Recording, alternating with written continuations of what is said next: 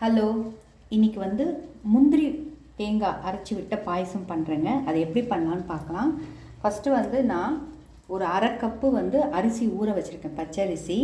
அதில் வந்து 3 ஸ்பூன், இந்த ஸ்பூனில் 3 ஸ்பூன் பச்சரிசி போட்டிருக்கேன். அப்புறம் முந்திரி இதை பாலில் ஊற வச்சுருக்கேன். ஸோ முந்திரி இதை போட்டுட்ருக்கேன்.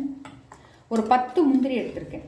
ஏன்னா முந்திரி அரிசி அதுதான் திக்னஸ் கொடுக்கும். அதனால் நம்ம எவ்வளோ முந்திரி எவ்வளோ அரிசி போடுறோமோ நம்ம வீட்டுக்கு தகுந்த மாதிரி, நம்ம எவ்வளோ பாயசம் தேவையோ அதுக்கு தகுந்த மாதிரி போட்டுக்கலாம். நான் முந்திரி வந்து 10 போட்டிருக்கேன். அரிசி வந்து இதில் 2 ஸ்பூன் போட்டிருக்கேன். சில பேர் வந்து அரிசி நிறைய போடுவாங்க, முந்திரி கம்மியாக போடுவாங்க. நான் வந்து ரெண்டுமே ஈக்குவலாக போட்டிருக்கேன். அரிசி 2 ஸ்பூன், முந்திரி 10 போட்டிருக்கேன்.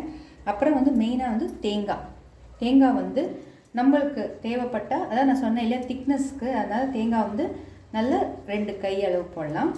அப்புறம் வந்து ஏலக்காய், ஒரு 4 ஏலக்காய் போடுறேன், வாசனையாக இருக்கும் பாயசம். இவ்வளோதான். இதில் வந்து நம்ம சர்க்கரை இதோட போட்டே அரைச்சிடலாம். அரைச்சிட்டு அப்படியே வச்சு திக்காக கொதிச்ச அப்புறமா பாயசம் எடுத்துட்டு அதுக்கப்புறம் ஆற விட்டு பால் விட்டு கலந்தோம்னா பாயசம் ரெடி ஆகிடும். இதுக்கு வந்து முந்திரி வந்து ஃப்ரை பண்ணி போடணும் அவசியமே இல்லை. ஏன்னா நம்ம இதுலேயே முந்திரி போட்டு அரைச்சிட்டோம், 10 முந்திரி போட்டு அரைச்சிட்டோம். அப்புறம் வந்து பாயசம் வந்து கொஞ்சம் தண்ணி விட்டு இதை அரைச்சி அப்படியே கொதிக்க விட்டுறணும். இதுலேயே சர்க்கரையும் போட்டுடுவேன். இப்போ பாருங்கள், இதுலேயே சர்க்கரையும் போட்டுடுவேன்.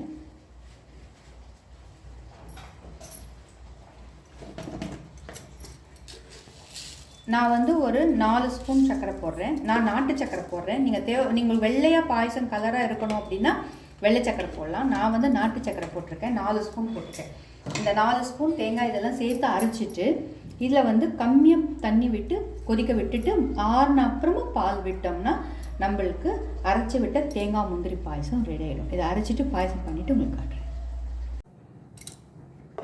இப்போ நம்ம அரைச்சி விட்ட பாயசம், தேங்காய் முந்திரி ஒரு 2 ஸ்பூன் அரிசி போட்டு அரைச்சி விட்ட பாயசம் ரெடி ஆகிடுச்சு பாருங்கள். க்ரீமியாக ரொம்ப நல்லாயிருக்கும். நம்ம இது வந்து இப்படியே சூடோடு சாப்பிட்ணுன்னா இப்படியே சாப்பிட்லாம். இல்லை நம்ம சில்ல சாப்பிட்ணுன்னா இந்த பால் வந்து இதில் காய்ச்சி விட வேண்டிய அவசியமே இல்லை. இது பாருங்கள், நான் ஃப்ரிட்ஜிலேருந்து எடுத்துகிட்டு வந்திருக்கேன்.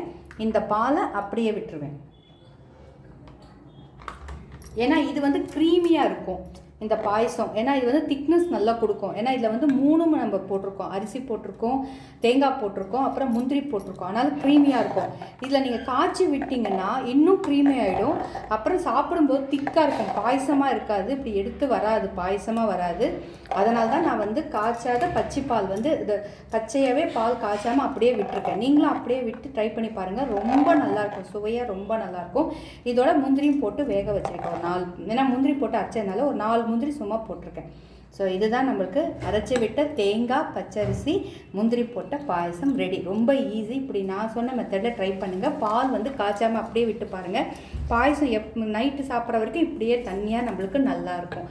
காய்ச்சி விட்டிங்கன்னா இறுக்கிடும், திக்காயிடும். ஓகேவா? இந்த மாதிரி ட்ரை பண்ணுங்கள். ஓகே, பாய்.